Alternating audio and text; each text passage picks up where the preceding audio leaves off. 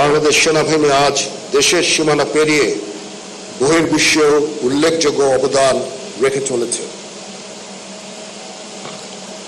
প্রিয় officer cadet বৃন্দ, তোমাদের কাছে আমার প্রত্যাশা এই যে নেতৃত্বের সর্বোচ্চ গুণাবলী যেমন সততা, সত্যবাদিতা, কর্তব্যনিষ্ঠা ও কঠোর পরিশ্রম দ্বারা সেনাবাহিনীর উপরে অর্পিত সকল দায়িত্ব তোমরা আন্তরিকতার সাথে পালন করবে।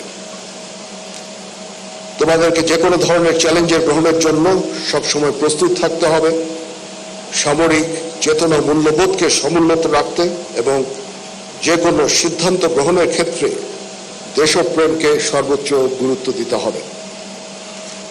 তোমাদের সাহসিকতার সাথে সকল পরিস্থিতি মোকাবেলা করতে হবে। তোমরা প্রতিনিয়ত নিজেদের সক্ষমতা এবং পেশাদারিত্ব বৃদ্ধি করতে সচেষ্ট থাকবে। প্রশিক্ষণ সমাপ্তকারী অফিসার ক্যাডেটবৃন্দ, সেনাবাহিনীর দীর্ঘদিনের ঐতিহ্য, রীতিনীতি, সুনিয়ন্ত্রিত জীবন পদ্ধতি এবং রেজিমেন্টেড লাইফকে তোমরা মনে প্রাণে গ্রহণ করে সর্বদা নিজেদের শারীরিক ও মানসিক প্রস্তুতি বজায় রাখবে। মনে রাখবে, তোমাদের উপর অর্পিত হবে সেনাবাহিনীর ভবিষ্যৎ নেতৃত্ব দানের গুরুত্বপূর্ণ দায়িত্ব। বাংলাদেশ সেনাবাহিনীর মূল মন্ত্র সমরে আমরা, শান্তিতে আমরা, সর্বত্র আমরা, দেশের তরে, এটাতে উজ্জীবিত হয়ে মাতৃভূমির স্বাধীনতা সার্বভৌমত্ব রক্ষাই হবে তোমাদের জীবনের প্রথম এবং প্রধানতম ব্রত। সেনাবাহিনী এমন একটা প্রতিষ্ঠান যেখানে শৃঙ্খলা প্রধান চালিকা শক্তি। এখানে সকল বিষয় নির্ধারিত নিয়ম, প্রথা ও অনুশাসন দ্বারা পরিচালিত হয়ে থাকে।